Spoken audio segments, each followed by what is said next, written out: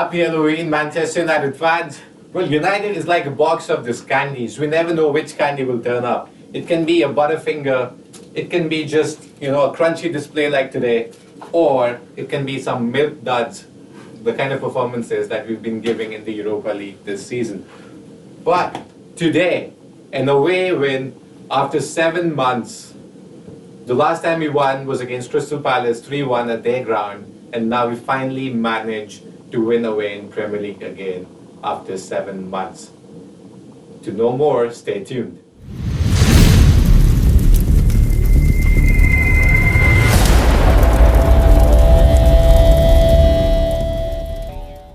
Before we move into our content, please like all our videos, share the word with all your Manchester United fans and friends that you know, and please do subscribe and press the bell icon so that we know that you're following our content and are loving it. Now, let's head into our discussion. Well, today is a truly historic day for us United fans because Manchester United has finally managed an away win in the Premier League ever since we beat Crystal Palace 3-1 on that eventful day where Ashley Young and Romelu Lukaku were on the score sheet. But today, no Romelu Lukaku, but Ashley Young was still the captain. We finally scored goals from open play, all three goals. All the 3 goals from open play. That's surprising. That's really surprising. And we missed 2 penalties. Like, how many times have we said, we missed 2 penalties, but we still scored 3 goals from open play and won the game? Usually we miss a penalty and that's it. That's our only chance of the game and the only, shot on target that we've managed so far. But, Saga, what do you say? 4-3-3? Did that work against one of the worst performers in the Premier League? Well, they did beat Manchester City, Norwich, but still. 4-3-3, is that the way to go? It's too early to say that it's the right way for Ole Gunnar Solskjaer going forward, but it's definitely a step forward because he made sure that he is adapting to the opponent rather than just going with what actually works for United, and that was really refreshing to see, and I hope he continues to do that while making sure that he's reading the opponents and what kind of gameplay they bring onto the pitch and not just going with what works at this moment. So that was really... Yeah, because there were a lot of complaints over the week where we played 3-5-2 against one of the worst teams in Europe, Partizan Belgrade. Sure. And I haven't even heard of this name. But we played 3 centre-backs against them. And still we just managed 1 shot on target. The entire game was played by Partizan in our half, where they were just shooting left, right and centre at our goal. That is correct.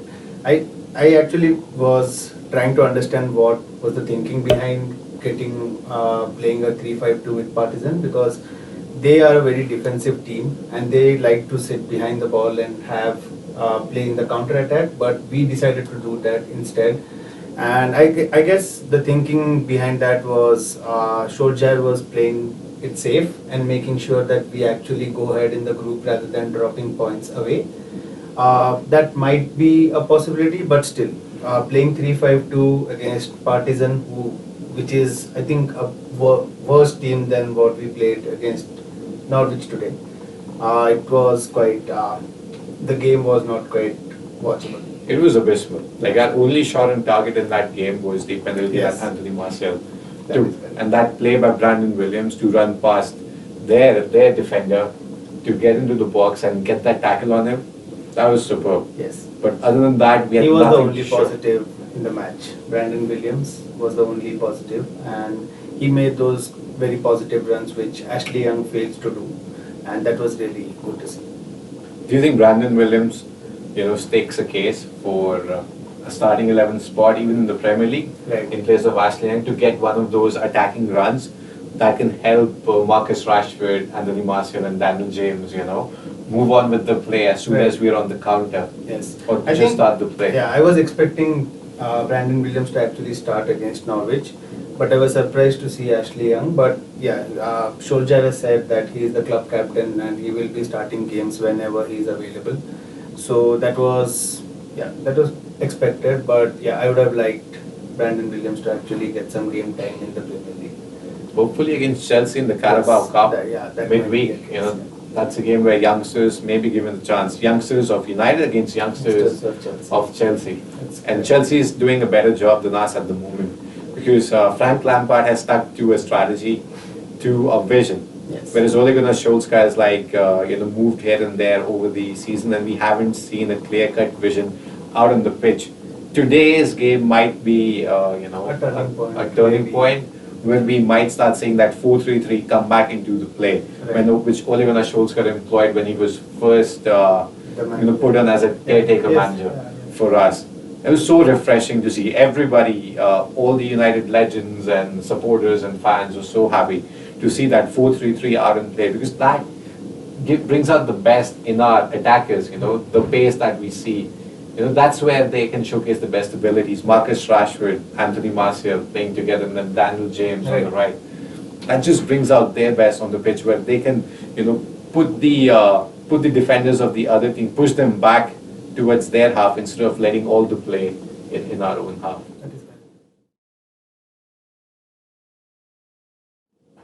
So let's move into the next segment of this show, where we discuss the lineups in this game against Norwich City and the lineup against Liverpool last week.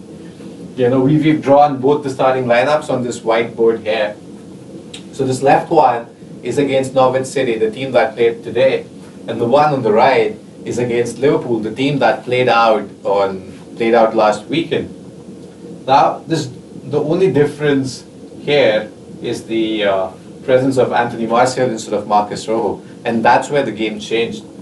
Because against Liverpool, we came out in a 3-5-2 formation, and I thought that was a masterstroke by Ole Gunnar Solskjaer. Me and Saga were discussing how a 3-5-2 might just, push Liverpool back and neutralize their game plan, because Liverpool usually plays in a 4-3-3 formation, where their full-backs, they always make the runs ahead to support, their three forwards, Salah, Firmino, and Mane. But with United pushing 5 defenders, we essentially had 5 men against Liverpool's 5 attacking forwards, and that's where Liverpool could not do what they do best, which is their high pressing. Yeah. And that worked for us up until the second half, where Liverpool changed their formation and went into a 4-2-4 to get that added man advantage back. I think Klopp did very well when he brought all 3 new midfielders into the game, and he substituted, I think, Henderson, Wijnaldum, and I think Firmino, and he made sure that he had a completely new midfield against Man United, because McTominay and Fred and Andres Pereira, they were knackered during towards the end of the game, because they had to run so much, and that's when they actually conceded the goal. And they had 6 playing against our back 5 at one moment, and that's when actually Lallana scored that goal. So that really made a huge difference. But yeah, against Liverpool, that actually made sense, like you said, playing 5 at the back and making sure that we do not concede to Liverpool. But why we actually played this formation against Partizan is beyond, because we could have easily played with this formation against Partizan, and we could have maybe scored More goals. during the game. But maybe we could have had more shots in target against Partizan Belgrade. But that 3-5-2 at least shows that Ole Gunnar Solskjaer is willing to change, and at least, helps us figure out that he has some tactical astuteness, because so far he hasn't been able to show anything in the tactics department, him or his staff. right. But now we've started seeing those changes on a game-by-game basis based on the opponent. And that brings us to the 4-3-3 in the game against Norwich today. I was so happy to see this formation, because this allows Marcus Rashford on the left to make those supporting runs and help Anthony Martial, push some defenders away and create space for either Marcus Rashford on the left or Daniel James on the right. And this also allows Andres Pereira to play in his favorite number 10 position to create some of those chances that were not being created by our team when Andres Pereira was shunted out on the right in place of Daniel James. Right. I think against England, when he plays for England, Marcus Rashford actually plays on the left hand side, and Gareth Southgate has actually said that Rashford actually prefers to play from the wing rather than playing up front. That actually worked out really well for United, because Anthony Martial brought a new dynamic minutes into the game, and the Norwich defenders, anyways, they were bad, but still they were not able to cope up with the gameplay we were trying to put on the pitch. So that was really good to see. And I think, yeah, like you said, Fred and McTominay, this combination is really working at this moment. So what do you think happens when Paul Pogba is actually fit and he's ready to play? What do you think would be his preferred position in this formation? I think when Paul Pogba, that's a good question, We've had one of our best players return into the starting 11 for the first time in like over 5 or 6 weeks. And that showed a glimpse of what this United is capable of doing when, they're at their best. Even though it's not a good squad, but still, we have some quality on the pitch. And when Paul Pogba comes in, I would really love to see, we'll get that A out That is the easy and change. put another P, and that's it. We get a number 10 Paul Pogba where he gets to unleash all his creativity and show his skills out on the pitch. And this is what we need, a front four that can play in tandem together, because now not only do we have pace on our wings, some creativity in our forward line, but we also have some creativity in the midfield, and that is what we were missing. We did not have an end product. We did not have players who could get in those decisive passes, cut the defenders and allow Marcus Rashford to use his space and get into the box and score goals. Because without Anthony Martial and Paul Pogba, Marcus Rashford and Daniel James were essentially running around like headless chickens. That's correct, yeah. Because they could run, but then their end product was not there. With them, this top four, I think we have a chance. Maybe a chance with this formation, because this also works with Fred and McTominay in the base, because McTominay likes to go forward whenever he gets the chance, whenever he sees some space available in the midfield. So that would really complement Paul Pogba as well, with Fred staying back and making sure that he screens the defense. So that should actually work in favor of United, and maybe we would have a late push towards top four. Yeah, that was something that we saw in the game today as well, where Fred just stayed back to help out the defense, and that freed McTominay to go out and act as an extra supporting man whenever we needed, an additional body in our attack. And this is something that we lacked. This movement was lacking, because in these games, against Liverpool, always they just stayed back and there was no movement up ahead. This is something that we did not see against against Liverpool or Partizan Belgrade, or even when we were playing a 4-2-3-1. But here we give freedom to the players who can actually run, who have the energy and who have the trickery and the skills to create chances and score goals. So that was refreshing to see. And this. All right. So Sagar, we've talked about this game today. Even though there were certain negatives, we still conceded a goal. We missed two penalties. We missed two penalties. I don't know what's happening in that department. Who's our, penalty taker? Is it Rashford or Martial? Or what system is employed when either of them misses? Who takes the next one? What happens when Paul Pogba is actually back? Because he also missed a penalty, and we have now Rashford missing two penalties. Martial, who is actually very good with penalties, missing. Not sure what's happening. Maybe they're not practicing set pieces enough in the trainings, but let's see what happens. Yeah, because these are the goals that we so need when we don't create chances from open play. These penalties can be those turning points in the tricky fixtures that we might come up with in the Premier League in the future. But apart from those negatives, there were certain positives today. The first one, the biggest one, it was a landmark goal scored by Scott McTominay, which was Manchester United's 2000th Premier League goal. And that's a huge feat for any club, and I think Manchester United is the only club. Despite our turn of fortunes over the last 6 years, we're still way ahead in that goal scored column. And all of the praise goes to Sir Alex Ferguson's attacking style. And that's where we're so happy that Anthony Martial is back, because this guy adds that X factor into an attack which has been clueless over the last 5 or 6 weeks, where Anthony Martial and Paul Pogba have both been missing from the squads. And this is where we know that 4-3-3 can work against some of the lesser opposition in the Premier League. We need not turn out a 4-2-3-1 or a 3-5-2.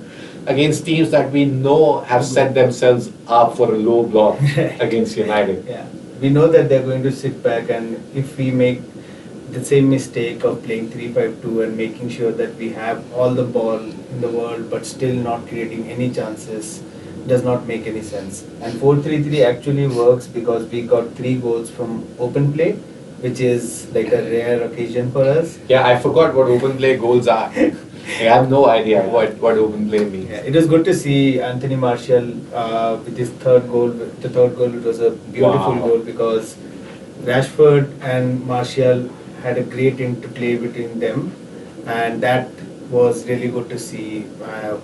A great goal for Martial for sure. Yeah, even though Tim Krul, he saved 2 penalties, Right. but that chip Yeah, that that Anthony was Martial delightful pulled to off see. right at the end, it was delightful. It was Yeah. classy, like an exotic finish, you know, Right. for us, something that we haven't seen as United fans in a long Right. time. Yeah.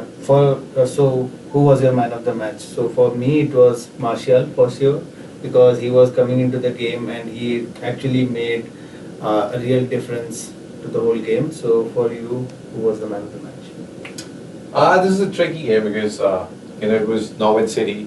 Right. None of the opposition was best, but it was so good to see Anthony Martial back, and you know, Marcus Rashford playing his best game because he had somebody alongside Yeah. him to make those good, wonderful, delicious runs into, you know, the opponent's half. So I'll definitely say Anthony Martial because he was the game changer. But some people would say Andres Pereira Yes, for because sure. he's been, you know, a revelation in that number 10 position that he so desired to play in.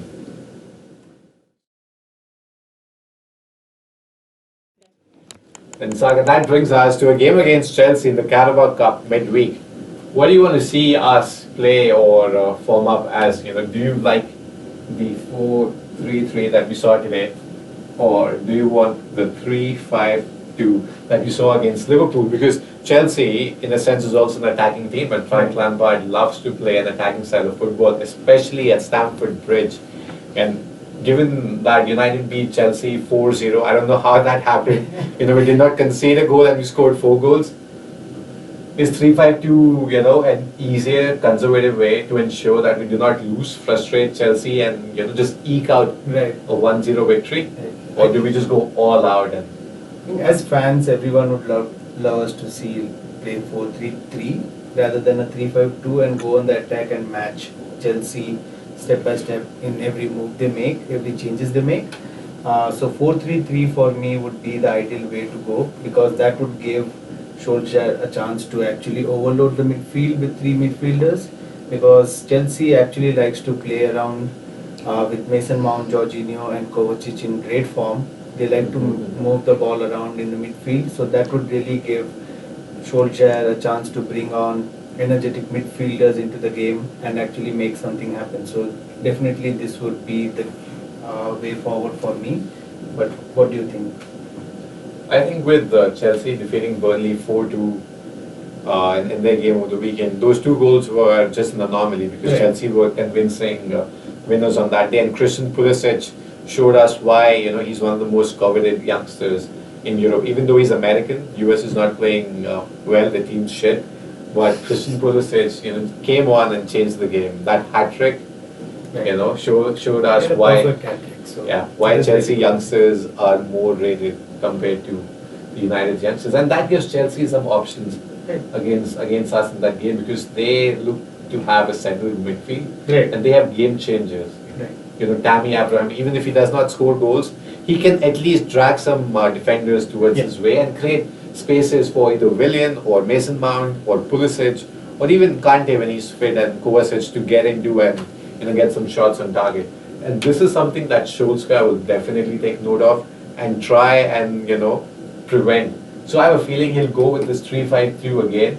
We will see 3 centre backs to negate those, you know, mobile Chelsea wingers and midfielders and take Tammy Abraham out of the game. I don't see a 4-3-3 happening again in this I really fixture. hope that Solskjaer actually makes sure that he is making changes according to the opponent rather than going with the 4-3-3 because it worked the last time around. And yeah, if he goes with the 3-5-2, he should be able to show that on the pitch with the style of play and making sure that we are actually counter-attacking whenever we have the ball, we get the position from it from Chelsea. So yeah, that would be something I'll keep an eye out for the midweek Carabao game for sure. So, folks, that brings us to an end of the show. As always, please subscribe to our channel, like our videos, and share your thoughts in the comment section below. We'd love to hear what you have to say, especially about this change of tactics that Manchester United has been employing over the last few games. And let us know what you think about the game against Chelsea. Would United win, or would we lose, or would we, win on penalties? Let us know, share your thoughts. Because I am going for a 1-0 United victory against Chelsea. I think it would be difficult, but I'll go with a 2-1 finish for Chelsea. But yeah, Let's see, we hope for the best. And until next time, Red Devils, glory, glory, Man United. Ta-da! Make sure you subscribe to the channel and also press the bell icon to stay updated on all the latest happenings regarding Manchester United.